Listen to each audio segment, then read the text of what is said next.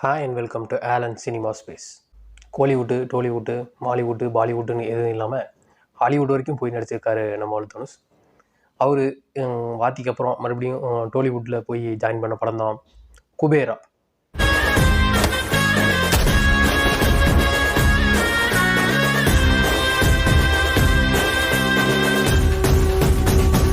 குபேரா இந்த படத்தோட கதை என்ன அப்படின்னு பார்த்துக்கிட்டோம்னா, என்ன சொல்கிறது, பிச்சைக்காரன் பார்ட் 3 அப்படின்னு பேர் வச்சுருக்கலாம். அப்படிங்கிற கதை தான். கிட்டத்தட்ட ஒரு பிச்சைக்காரன் 2ஓட சாயல் இருந்த மாதிரி தான் இருந்துச்சு.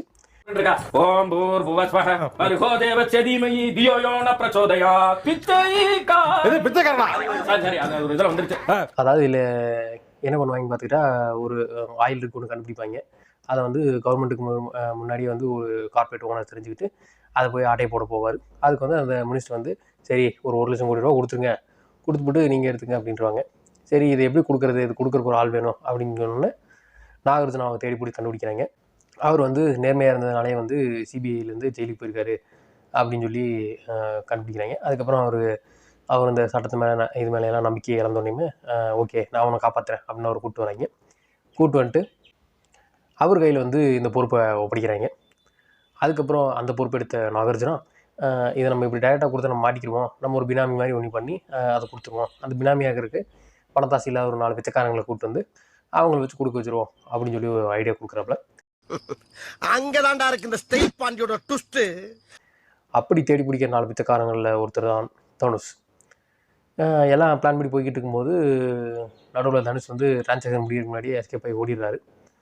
அதுக்கப்புறம் இங்கே தனுஷை தேட ஆரம்பிக்கிறாங்க. தேடிக்கிட்டே இருக்காங்க படம் ஃபுல்லாக. அவங்க கடைசி ஃபுல்லாக தேடி கண்டுபிடிச்சாங்களா, அந்த டிரான்சாக்ஷன் நடந்ததா, இல்லை தனுஷ் என்ன பண்ணார் அப்படிங்கிறதான் இந்த குபேரா. அவனை வடிவலடா நீ. நம்ம பசங்க பிச்சைக்காரங்கிட்ட அடி வாங்கும்போது எப்பறம் அவனால சிரிக்க முடியுது? டேய் அவனை தூக்கி வாங்கடா. இந்த படத்தில் பாசிட்டிவாக பார்த்துக்கிட்டோம்னா தனுஷ் தான். அடுத்து நேஷனல் அவார்டை ரெடி பண்ணுங்கிற அளவுக்கு நடிச்சிருக்காப்புல. ஒரு தினும் சொல்ல வேண்டியதில்லை. அதாவது இந்த கெட்டப்போட பிச்சைக்காரன்னு நடிக்கிற மாதிரி இருந்தால் ஓகே, நல்லா தான் இருந்துச்சு. அதுக்கப்புறம் அது ஒரு கொஞ்ச நேரம் ஒரு 10 நிமிஷம் கழித்து சேவிங் பண்ணி விட்டு பார்த்தா மாறன் பட கெட்டப்பில் இருப்பாப்புல. அது பார்த்தா அதுலேயுமே அந்த பிச்சைக்காரங்க எப்படி பிஹேவ் பண்ணுவாங்க, அந்த பாடி லாங்குவேஜ், மேனரிசம், அந்த இதெல்லாம் பயங்கரமாக பண்ணியிருந்தார் அப்படின்னு சொல்லணும். நீங்கள் சொன்ன காசு போலீஸ் எதுவுமே அவங்க கிட்ட இருக்காது, பார்த்துக்கிறேன். அதுக்கப்புறம் கடைசி வரைக்கும் இந்த கை உடைஞ்ச மேட்ரு ஒன்று இருக்கும், அவர் கையை உடைச்சிப்பாங்க. அதெல்லாம் கடைசி வரைக்கும் மெயின்டைன் பண்ணிட்டு இருப்பார், கடைசி ஒரு கிளைமேக்ஸ் வரைக்கும். அதுக்கப்புறம் பல எமோஷனல் காட்சிகளை தலைவனை தூக்கி க்ளோஸ் வச்சுருவாங்க. க்ளோஸ் வச்சுட்டு கதறி அழுது நடிச்சு சொல்லியிருப்பாப்புல. உண்மையிலே பிச்சைக்காரனோட வாழ்ந்து அவர் பழகி அவர் பயங்கரமாக நடிச்சிருக்காப்புல அப்படிங்கிறது ஸ்க்ரீனில் தெரிஞ்சுது. அதுவும் அவ்வளோதான், அடுத்து நேஷனல் அவார்டு கன்ஃபார்ம் அப்படிங்கிற மாதிரி தான் இருந்துச்சு. நீ அழுகிறத பார்த்தா இன்னொருத்தருக்கு அழுக வரணும், எப்படி புரியும்? இப்போ என்ன பாரு,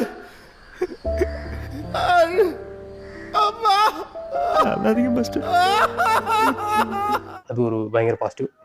அதுக்கப்புறம் நாகார்ஜுனாவுக்கு ஒரு டீசெண்டான கேரக்டர், அதை நல்லா பண்ணியிருந்தார். ஆனால் என்ன, அந்த கேரக்டர் ஆருக்கு தான் எங்கிட்ட ஆரம்பித்து எங்கிட்டு போகுது அப்படிங்கிற மாதிரி ஒரு கன்ஃபியூஷனாக போயிடுச்சு.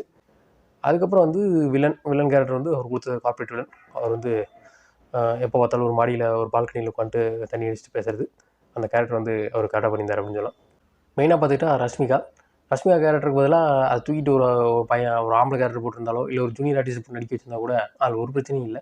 அந்த கேரக்டரே தூக்கி வச்சிருந்தா கூட ஒன்றும் மாறப்போகிறதில்ல. தனுஷ் வேறு யார்ட்டே வழி கேட்டு போயிருப்பார் அப்படிங்கிற மாதிரி தான் இருக்கும். அவங்க ஒரு ஹீரோயின் வேணும் அப்படிங்கிறத அவங்கள போட்டு அவங்கள படம் ஃபுல்லாக ஓட விட்டு தனுஷ் கூட அவங்க இதுக்கு அப்படிங்கிற ஒரு கேள்வியை வர வச்சு அவங்கள வேஸ்ட் பண்ணிட்டாங்க அப்படின்னு தான் சொல்லணும். எதுக்காக, ஏன் இப்படி செஞ்ச? பாக்யராஜ் வராரு, பாக்யராஜுக்காக ஒரு 2-3 சீன் டைலாக் கொடுக்குறாங்க, அவ்வளோதான். அவங்களாம் எதுக்கு அந்த சீனுக்கு அப்படிங்கிறது தான் தெரில. யாராவது இது எல்லாமே ஜூனியர் ஆர்டிஸ்ட் போட்டுக்கலாம். அதுக்கு மெயின் பிரச்சனை என்ன ஆகிடுச்சுன்னா, இவங்க பக்கமாக பணம் எடுத்துருக்காங்க, அதை கட் பண்ணும்போது இவங்கெல்லாம் போயிட்டாங்க அப்படிங்கிற மாதிரி தான் தெரிஞ்சுது. அதுக்கப்புறம் பாசிட்டிவாக பார்த்துக்கிட்டா மியூசிக் தான். மியூசிக் ரொம்ப நல்லா இருந்துச்சு. எனக்கு குறிப்பாக பார்த்துக்கிட்டா அந்த நாகார்ஜுனா ஃபேமிலிக்கு ஒரு பிஜிஎம் ஒன்று போட்டிருந்தாங்க. அது கொஞ்ச நாளில் எப்படி இப்போ இந்த கேம் சேஞ்சரோட ஒரு பிஜிஎம் ட்ரெண்ட் ஆகிட்டு இருக்கோ அந்த மாதிரி அதுவும் ட்ரெண்ட் ஆகுன்னு நினைக்கிறேன். அது நல்லா இருந்துச்சு. அதுக்கப்புறம் அந்த எனது பாட்டு, அப்புறம் போய்வா நண்பா செமையாக இருந்துச்சு அப்படின்னு சொல்லலாம். ஒரு காஸ் அண்ட் எஃபெக்ட் மாதிரி ஃபஸ்ட் ஹாஃபில் ஒரு சீன், ஃபஸ்ட்டே ஒரு சீன் வரும், அதுக்கு ஒரு பே ஆஃப் மாதிரி அந்த சீனு, அந்த பாட்டு வரும். அது நல்லா இருந்துச்சு. அதில் தனுஷ் டான்ஸாக இருக்கட்டும், அந்த ஒரு டான்ஸ் ஆஃப் குபேராங்கிறதுக்கு ஏற்ற மாதிரி ஒரு வெறி பிடிச்ச மாதிரி ஆடுவாப்புல.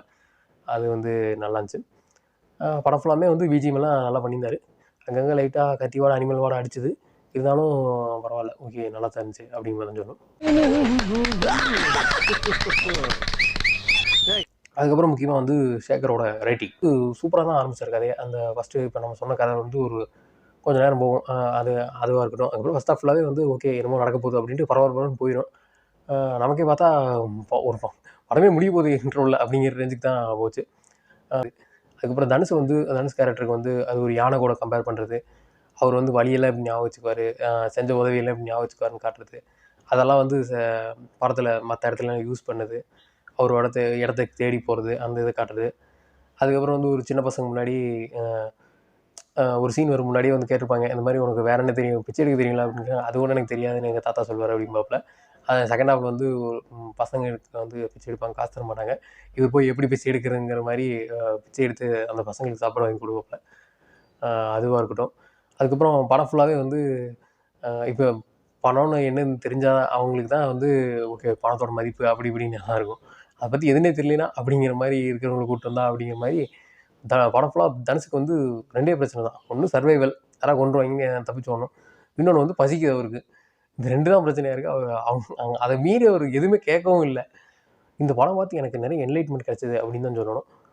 நமக்கு வாழ்க்கையில் முக்கியங்கிறது வந்து ஒன்றுமே இல்லை அப்படிங்கிறதான் தெரிஞ்சுது. நீங்களும் ஒத்து பார்த்தீங்கன்னா அந்த படத்தில் நிறைய என்லைட்மெண்ட் கிடைக்கிறதுக்கு வாய்ப்பு இருக்குது. அதே மாதிரி தான் சர்வைவலும் பசியும் மட்டும்தான் உண்மையான 2 பிரச்சனை. அதை தாண்டி இவங்க இந்த பண்ணுற இதெல்லாமே வந்து ஒரு செகண்டில் காணாமல் போயிடும் அப்படிங்கிறது மாதிரி தான் காட்டிப்பாங்க. அதெல்லாம் நல்லா இருந்துச்சு அப்படின்னு சொல்லலாம். அண்ணா நீங்களா இந்த கேசரி பேண்ட்ல அப்படியே அமிதாப் பச்சன் மாதிரி இருக்கீங்க. நம்பிட்டேன். வா. படத்தோட பிரச்சனை என்ன அப்படின்னு பார்த்துக்கிட்டா, முதல்ல லென்த்து தான். படத்தை ஒரு 4-5 மணி நேரம் எடுத்து போட்டு பாதி படத்தை கட் பண்ணி மீதி படத்தை நமக்கு போட்டு காட்டியிருக்காங்க. இந்த படமே ஒரு 3 மணி நேரத்துக்கு மேலே ஓடிக்கிட்டு இருக்கு. அது ஓடுறது பிரச்சனை இல்லை. இப்போ வந்து இதில் என்ன மெயினாக பிரச்சனை வந்துருச்சுன்னா, தனுஷ் ஓட ஆரம்பிக்கிறாரு. அவர் ஓடுனா நமக்கு டயர்ட் ஆயிடுது. காரணம் என்னென்னா, அவர் ஓடினதுக்கப்புறம் அதுக்கடுத்து ஏதாவது கதையில் மூவ்மெண்ட் இருக்கணும்ல, அதாவது ட்விஸ்ட் அண்ட் டர்ன் தான் நமக்கு ரிவீல் ஆகணும். நமக்கு எல்லாமே வந்து ஃபஸ்ட்டே சொல்லிடுறாங்க இது அப்படின்ட்டு. தனுஷுக்கு தான் ஏதாவது புதுசாக வந்து பிரச்சனை அப்படி தெரிய வருதுன்னு வருது.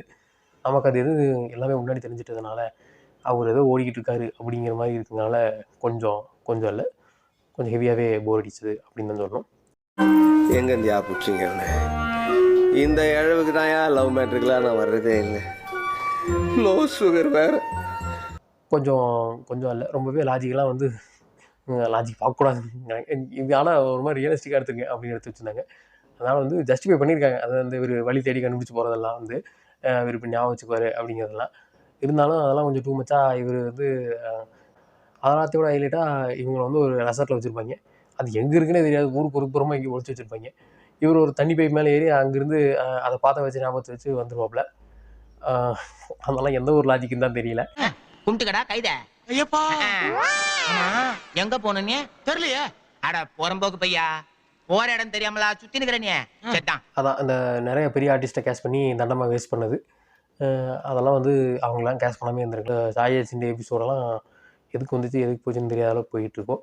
கிளைமேக்ஸு நல்லா போய் ஏதாவது பயங்கரமாக தத்துவத்தை சொல்லி முடிப்பாங்க. பார்த்தா அந்த பணக்காரனை கூப்பிட்டு நீயும் பிச்சை எடு அப்படின்னு சொல்லி பிச்சை எடுக்க வச்சு அதுக்கப்புறம் முடிச்சிருந்தாங்க. அது கொஞ்சம் கிரிஞ்சாக தான் இருந்தது. அதுக்கு வேறு மாதிரி எதாவது முடிச்சிருந்துருக்கலாம், கொஞ்சம் நல்லா யூஸ் பண்ணியிருக்கலாம் கிளைமேக்ஸ் அப்படின்னு தான் தோணுச்சு. கிரிஞ்ச் ஆஃப் த இயர் உங்களுக்கு அவார்டே தரலாங்க. எவ்வளோங்கண்ணே சூப்பர் கிரிஞ்சு. இந்த மாதிரி கிரிஞ்சு நான் பார்த்து வரலாங்க. இன்னொரு லாஜிக் மிஸ்டேக்னா, இவங்க வந்து இவன் பெரிய சிஇஓ அப்படின்னு சொல்லி சொல்லுவாங்க இந்த வில்ல.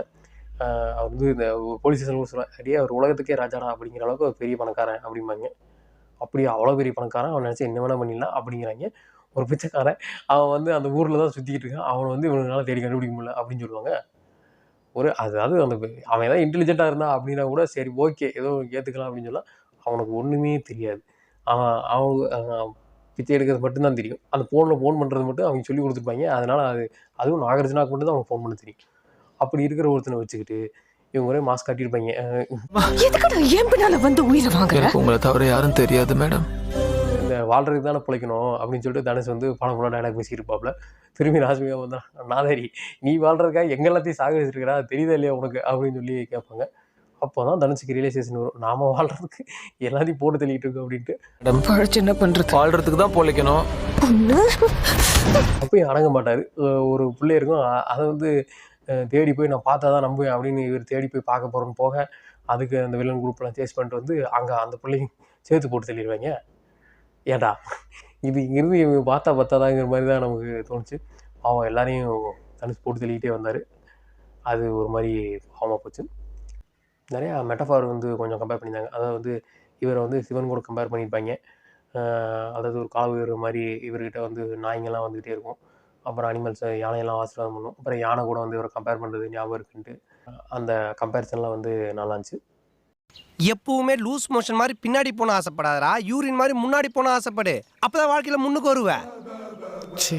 மொத்தத்தில் இந்த படம் வந்து எப்படி இருக்குது அப்படின்னு வந்து பார்த்துக்கிட்டிங்கன்னா, ஒரு சூப்பராக ஆரம்பிச்சு பயங்கர ஐடியாவோட நல்லா ஆரம்பிச்சு ஃபஸ்ட் ஹாஃபு கழுத்து தேஞ்சு கட்டதுமான கதையாக வங்கி போய் கொஞ்சம் சொதப்பின செகண்ட் ஹாஃபு கொஞ்சம் போய் அப்புறம் அதுக்கு மேலே கொஞ்சம் சொதப்பி வச்ச ஒரு கிளைமேக்ஸு அப்படின்னு சொல்லி முடிக்கப்பட்ட படம் தான் இந்த குபேரா. எனக்கு இந்த படம் வந்து ஓகே தான், ஒரு அளவுக்கு எபோவ் ஆவரேஜாகவே தான் இருந்துச்சு அப்படின்னு சொல்லலாம். இந்த படத்துக்கு என்னோடய ரேட்டிங் வந்து 6/10. இந்த வீடியோ பிடிச்சிருந்தா லைக் பண்ணுங்கள், ஷேர் பண்ணுங்கள், கமெண்ட் பண்ணுங்கள், சப்ஸ்கிரைப் பண்ணுங்கள். மறக்காமல் கீழே இருக்கிற பெல் பட்டனை தட்டி விட்டுருங்க. தேங்க்ஸ் ஃபார் வாட்சிங்.